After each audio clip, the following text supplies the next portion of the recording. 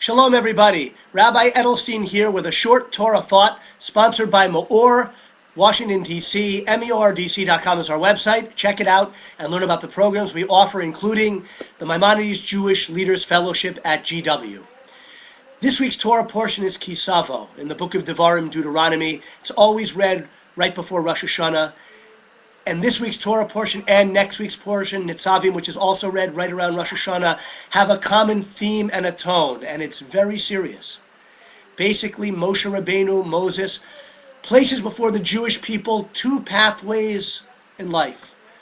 The pathway of following in the ways of the Torah and keeping the mitzvot, walking in God's ways, and that pathway, and that pathway means living up to the covenant we made with God, to be His witnesses in the world, to use the words of the prophet Isaiah, to be a special people with a mission of keeping God's laws and His ways. That's one pathway, and it leads to blessings, and in the physical world, in the land of Israel, Moshe tells us, and meaning in life and joy ultimately. And the other pathway is to abandon that or stray or lose interest and follow the desires of one's heart and the physical enticements and pleasures of this world. And it looks sweet, it looks attractive, but it doesn't lead to a productive end. And indeed, in this week's Torah portion, in painful words, our history is written there. Because Moshe prophesies that we would stray as a people in later generations and we'd experience exile. Not keeping the commandments anymore would lead us to be exiled from the land, scattered throughout the world, and many, many tribulations would befall us. They're written in this week's Torah portion. It's a very serious choice that's put before us. Life or death, blessing or curse, the path of the mitzvot, of connecting to God in our lives, or of not connecting. Connection or non-connection.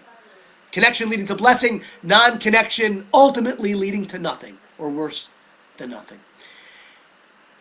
Rosh Hashanah is 2 weeks away, and these Torah portions, like I said, not coincidentally, are read right before Rosh Hashanah. Rosh Hashanah also places two pathways before us.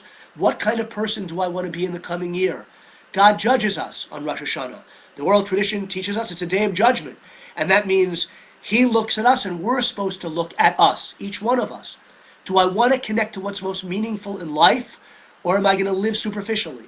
Do I want to deepen my connection to the Torah, its wisdom, its mitzvot, or am I going to get distracted by other things, follow other pathways?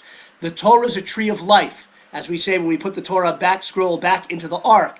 It's an Eitz Chaim. Real life means being connected to our essence, our souls, and as Jewish people, our covenant with God. That's the deepest meaning of life, and it doesn't take away any pleasures. Doing mitzvot, connecting to God through these beautiful, precious gifts called mitzvot, don't take away our pleasure in life. They actually elevate and deepen it. Because we know people who have pleasures and eat fancy food and nice things, but doesn't mean they're happy in a deep way. That's the word simcha, joy, which Moshe mentions in this portion as well. And he tells the Jewish people it's not just important to keep the commandments, but it's to joyously connect to God, which is the purpose of the commandments.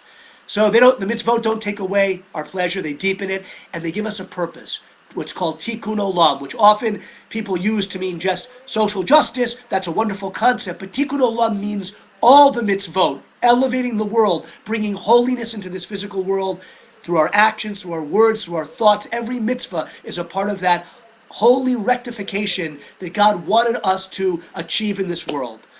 Big choice. Rosh Hashanah is coming up. We still have 2 wonderful weeks to prepare and think about it. Hope you have a wonderful Shabbat. And it's not too early to start to think, what kind of life do I want in the coming year? I want it to be a sweet year, as we say when we dip the apples in the honey on Rosh Hashanah. But we also say the word good, a good and sweet year. And good means connected to what's most important, what's most real, what's most meaningful. Have a great Shabbat.